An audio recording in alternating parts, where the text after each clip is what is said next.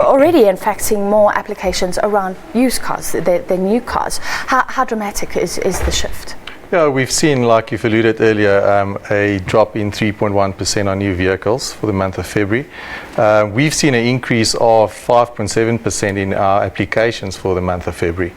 But largely that comes from the used side, where the new vehicles year on year only grew by 2%. So we can definitely see a shift from new vehicles to that of the used side. What is driving it?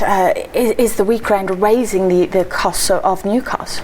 Yes, the weak rand, or the falling value of the rand compared to the other global currencies, as a result, the motor manufacturers need to increase their vehicle prices, and it's up to a point where customers need to make the decision from an affordability point of view. Can they afford the increase in vehicle prices, or do they need to buy down and maybe consider a cheaper option on the used side of the market?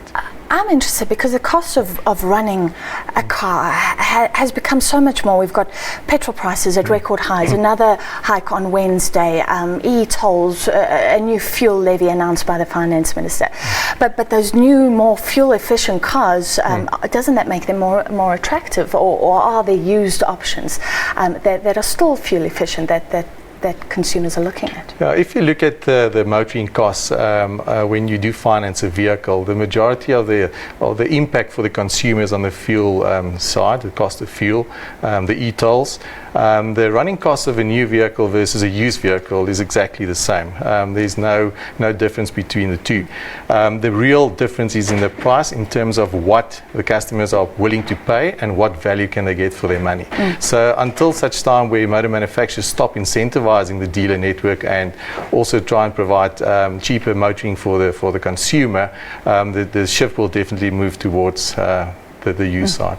Can you explain these figures today? We'll put them in context because we've seen strong growth for a few years now. Does this mean we're now in decline mode? Will it level out this year? What are you expecting? Yeah, if Westbank, our prediction for this year for the total market to be down 0.6%. With passenger vehicles, where the biggest drop will be, we see a 2% drop in the passenger side, but we also see growth again on the light commercial vehicle side of 2%, and the commercial vehicles of 4%. So the total market will definitely decrease as a result of price increases. But yes, that's how we see the market going forward. But you're saying commercial cars not so bad, which is a good sign, because it links to commercial activity and things like that. I think Westbank, we finance 80% on the passenger side for the private consumer. So the real growth will definitely be in the corporate side and the commercial side. So that's where we see the biggest growth coming from, hence our prediction in terms of the growth on that side. There was a warning from Standard Bank today, just telling motorists to be careful. Do you feel the same? Because we are seeing interest rates to start moving.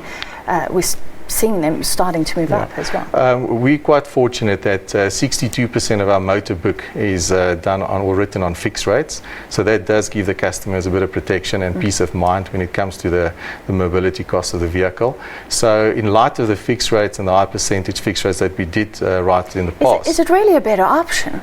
Well, it's a better option when rates are at the record low. So, I mean, it's for customers, it's to their benefit, and they need to take advantage of the low rate. So they still get a good low fixed rate? Yes, the cost of funds on fixed obviously increased quite a bit. So the margin is slightly different to what it was 6 months and a year ago. But it's still a better option in terms of budgeting purposes for the consumer. At least he knows that his fixed costs on the motor side is taken care of.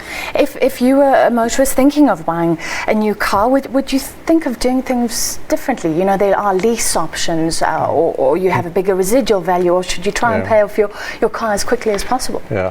The NCA allowed customers to not only finance over 60 months, but we extended that period to 72 months. So customers really exhausted that avenue now, and also trying to add balloon payments or inflated final payment to the end of the contract. So we don't see any further growth on that side. We don't see extending our contract terms any longer, because the replacement cycle, strangely enough, is around 35 months, but the average contract term is 69. So customers do get out of their vehicles when they try or when they want to replace them. But that's basically as a result of incentives from the manufacturer and giving the customers a better benefit. Finally, surely you should still pay it off quickly if you can, because of those excess costs. Yes. If you try and keep things, Yes. try and defer payment. Defer payment. All right, thank you so much Okay, for thanks your a lot. analysis. That was Westbank's Derek de Vries.